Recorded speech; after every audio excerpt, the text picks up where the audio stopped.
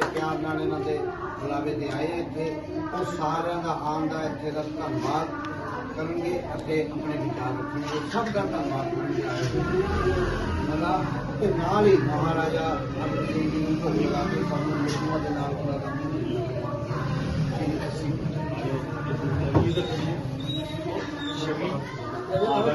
महानुभाव मंच पर उपस्थित मेरे सभी सीनियर लीडर, मैं सभी का धन्यवाद करता हूँ, वंदन अभिनंदन करता हूँ जो आप इस कार्यक्रम को शोभायमान किया और भव्य बना दिया। इसके लिए मैं आप सभी का धन्यवाद करता हूँ। और महाराजा अग्रसेन की आज जयंती है, इस उपलक्ष्य में जगह जगह कार्यक्रम हो रहे हैं, पर ये कार्यक्रम एक विशेष वर्ग का न होकर के ये Bharatiya Janata party ward number 15 की तरफ से संपन्न है।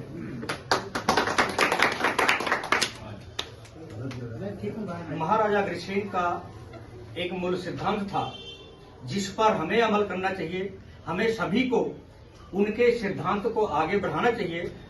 महाराजा अग्रसेन के राज्य में एक बड़ा अनूठा सिद्धांत था, 1 रुपया 1 ईंट। उनके नगर में यदि कोई बसने के लिए आता था तो उनके सिद्धांत के मुताबिक प्रत्येक परिवार से उस आगंतुक के लिए 1 रुपया और 1 ईंट भेंट शुरू किया जाता था, जिससे ईंटों के द्वारा उसका मकान बन जाता था और 1-1 रुपया पूरे नगर से, पूरे परिवारों से आ जाता था। तो उस टाइम में 1.25 लाख परिवार था अग्रोहा में, हरियाणा में जो है अभी इस टाइम मौजूद, तो 1.25 लाख परिवार उस टाइम में था। तो 1.25 लाख रुपया भी उसके आगंतुक के जो दूसरे नगर से वहां बसने के लिए कोई अपना जीवन यापन करने के लिए आता था तो उसको 1.25 लाख रुपया भी मिल जाता था, जिसकी वजह से उसका परिवार और उसका जीवन बहुत अच्छे ढंग से चल पड़ता था। इस सिद्धांत को अगर आज भी हम फॉलो करें तो मुझे लगता है कि भारत में कोई गरीब नहीं रह सकता है अगर 1 रुपया 1 ईंट के सिद्धांत को हम अपना लें। तो हमारे समाज के लोग इस चीज को बराबर अपने से जोड़ के रखे हुए हैं।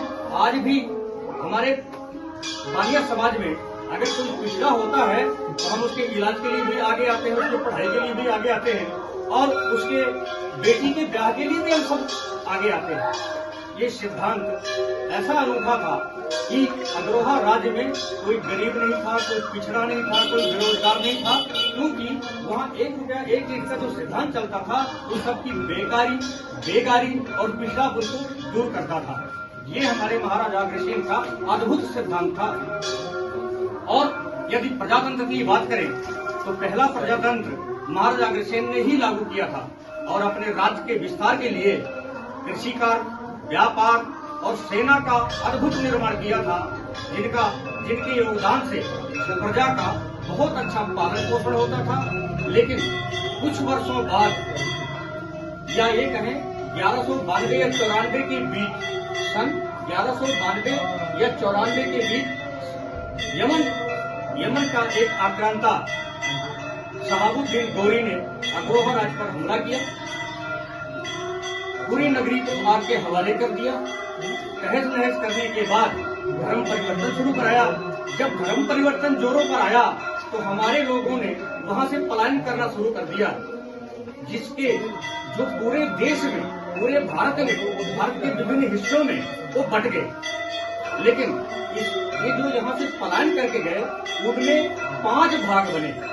एक जो सभी जानते हैं अग्रवाल कहलाए, एक दूसरे अग्रहरी कहलाए जो उत्तर प्रदेश, बिहार, महाराष्ट्र और बंगाल में बहुत ज्यादा है।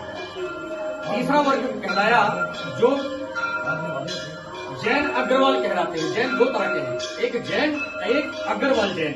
जो अग्रवाल तो है लेकिन वो जैन धर्म से जुड़े हुए हैं, उसकी हिस्ट्री लंबी है, मैं उसको बताऊंगा नहीं। तो कब ये अग्रवाल हमारे जैन धर्म को फॉलो करने लग गए या उनके अनुयायी बन गए, वो थोड़ा इतिहास लंबा है।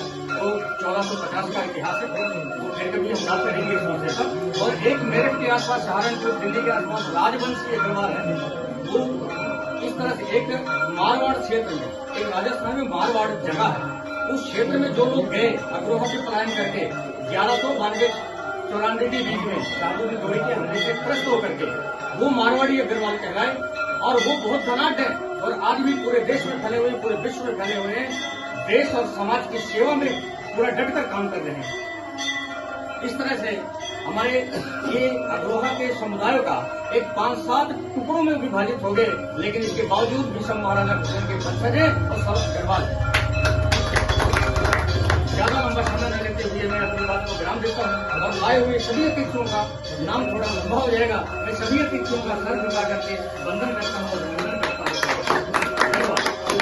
जय भारत। महाराजा अग्रसेन की जय। महाराजा अग्रसेन की जय।